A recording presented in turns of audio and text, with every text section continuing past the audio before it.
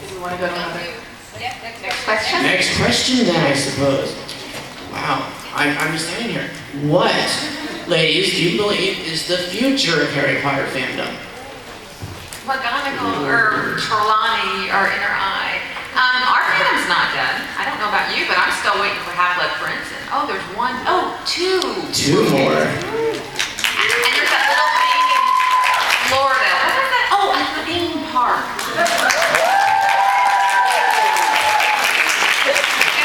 And they're making this giant exhibition on it. Have you heard of it? All the props and all the sets that we've seen in the movies are going out on tour around the world. I mean, so I don't think Joe has any plans in any way, or Warner Bros. Has any plans to stop producing stuff for Harry Potter, even though the series has ended. You know, I just don't think it's ending. So, bright future. And you know, we don't have to wait for the corporate companies to deliver our fandom to us. All right, so the fandom comes from us. So as long as we continue to create and listen to Wizard Rock and write fan fiction, create fan art, and develop symposiums and attend those symposiums in huge numbers, and stay online and keep the sites going, the fandom's going to be around for a long time, and it's because of us. Which is why we're here today. That's right. But if you guys move to Orlando, Florida, where I live, then we can literally say to each other after work, "Hey, let's go to the Three Broomsticks and get a butterbeer." And it'll be real. Thank you. Well, it's not in Hollingsworth. Oh, we'll do. Okay.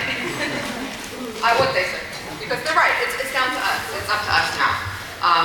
Which doesn't mean that we don't stop celebrating what is exactly in the canon. I mean, it's all about what made us fall in love, but we also can celebrate it any way we want. And the author has been very clear that we're cool to do that. So yeah, just keep doing. Wear these costumes every day. Umbridge right here. I gotta show you. Umbridge right next to McGonagall.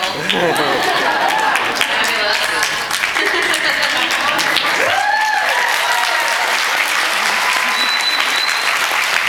There is hope for peace. And of course, another huge part of the fandom is the shirt that I'm wearing is the Harry Potter Alliance.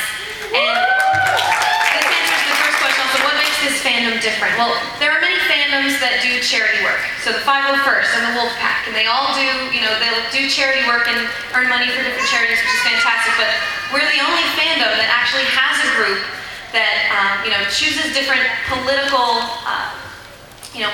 things to talk about, and not just talk about, but get seriously involved. So Andrew Slack is the creator of the HP Alliance, and he has not just raised money, but raised awareness of the genocide in Darfur, and the media conglomeration of this country, and the Olympics and what's going on there. So as a fandom, we can be the true DA, become the real Dumbledore's Army, and wake up this world to the real problems, just like in the books of Harry Potter. So everyone here can join the Harry Potter Alliance, set up your own chapters, have your own house parties, and become the real DA. So that's another huge part of the growing of this fandom. So we can take the lessons from Harry Potter and bring it to the real world.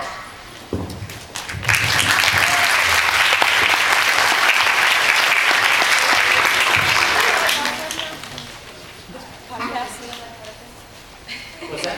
Can everybody say hi to Pottercast? Oh, okay. Hi,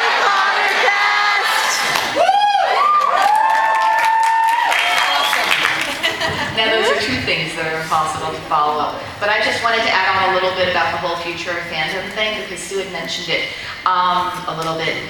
One thing that's for sure is that everybody who's been a Harry Potter fan, who's become a Harry Potter fan in the past, still has their love of the books and occasionally their love of the movies to continue on in the future.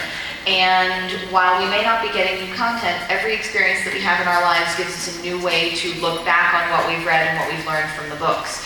And that's one of the reasons that people are continuing to write essays and are continuing to write fanfic, including all sorts of different topics. You don't really have so much anymore, obviously, it's theorizing about where the story is going, but you're looking back and you're going over where the missing scenes are and where the issues that you don't feel had enough time to be fleshed out in the book, like exactly what Neville was doing over the course of book 7, for example. And those are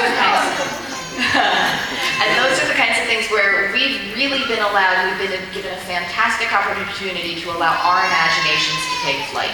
And by writing fanfic and essays and by going to conferences where you can discuss these kinds of things with other people in small groups, in large rooms, in plenary sessions with academicians, all sorts of different ways, is just a really terrific way, I think, to let your love of the books and the stories just continue growing and developing and changing, which is great. Well said, Heidi, well said. I think at this point, we would like to open up the floor to questions.